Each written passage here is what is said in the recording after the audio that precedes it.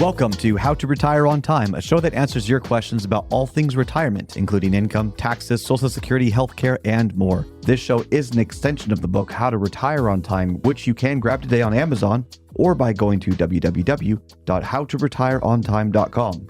My name is Mike Decker. I'm the author of the book How to Retire on Time, but I'm also a licensed financial advisor, insurance agent, and tax professional, which means when it comes to discussing financial topics, we can cover it all. Now, that said, please remember this is just a show. Everything you hear should be considered informational, as in not financial advice. If you want personalized financial advice, then request your wealth analysis today from my team by going to www.yourwealthanalysis.com. With me in the studio today is David Franson. David, thanks for being here. Yes, glad to be here. David's job is going to be reading your questions, and I'm going to do my best to answer them. You can submit your questions in by either texting them to 913-363-1234. That's 913-363-1234. Or you can email them to heymike@howtoretireontime.com. Let's begin. Hey, Mike, in what situation would I need to worry about IRMAA, and what can I do to avoid those surcharges? So if you're single, if your total taxable income is around 100, just over 100,000, and that's oversimplified because you do have the standard deduction and Social Security may be considered tax. We're going to figure out what that looks like for the IRMAA calculation in the near future. We're waiting for a couple of bills to be passed, but generally speaking, it's your total taxable income. And if you're married, it's just over 200,000 if you're filing jointly. That's the IRMAA situation. Now, for IRMAA planning, which I think it's unnecessary if you can help it to not pay an extra $74 a month per person in retirement. So there's just a lot that you got to kind of figure out. First off, how much do you have in pre-tax dollars?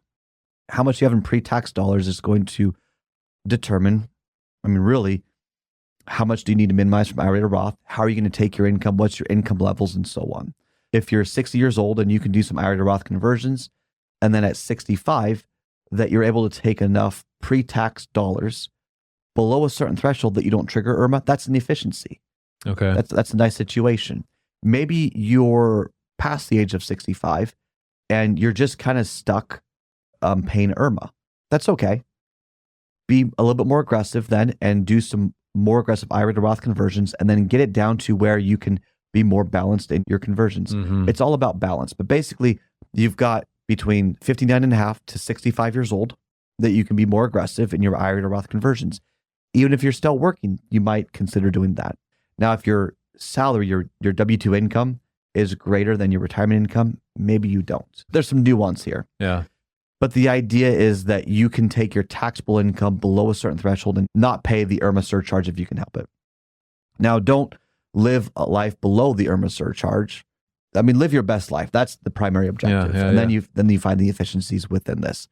If you are doing Roth conversions while you're working, or maybe you recently retired, you can step into IRMAA for a little bit and then just let them know that you had a significant change. Let's say you retired or something happened and that you're not going to be paying IRMAA anymore. You can contest the IRMAA charge proactively and then get that dropped. Just got to be honest. Do not lie or manipulate Social Security or Medicare. Be honest in all of your dealings, especially those that have to do with federal government programs. Yeah, good advice. Yeah, but maybe you, in the age of 63 and 64, you did aggressive IRA to Roth conversions, and then in your 65th year of life, you retired. Don't pay IRMAA when you're 65 and 66 years old. Say, hey, I retired. Here's what my taxes are expected to be. That's $74 or so per person, at least, per month, per person. That's a nice meal out. Yeah.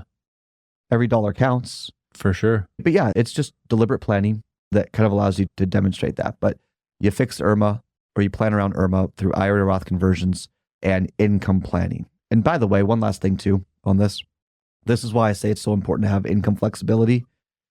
There are people that may be stuck in IRMAA because they put too much into an annuity and turned on income at too high of a rate. Oh, well. So again, you want to have flexibility with your income strategies. You want to have flexibility on where your income comes from, whether it's from a pre-tax source like an IRA, an after-tax source like your brokerage account, or a tax-free source like a Roth IRA. But you want to have flexibility so that if legislative risk changes, let's say IRMAA just changes their brackets, you've got to be able to adjust in the future.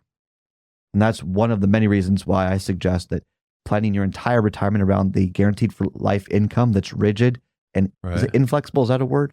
Inflexible, that sounds right. Unflexible, not flexible. Yes, that's the main driving point. You want to have flexibility. Can't flex it. Yeah, you can't flex. You want to have flexibility in your plan. You want to have flexibility in your income strategies, and you want to have flexibility to dynamically react based on legislative risk, which includes Medicare and how the taxation and these surcharges could be structured in the future, because no one knows the future. So you want to be able to adapt towards the ever-changing environment and the future. That's all the time we've got for the show today. If you enjoyed the show, consider subscribing to it wherever you get your podcasts. Just search for How to Retire on Time. Discover if your portfolio is built to weather flat market cycles, or if you're missing tax minimization opportunities that you may not even know exist. Explore strategies that may be able to help you lower your overall risk while potentially increasing your overall growth and lifestyle flexibility.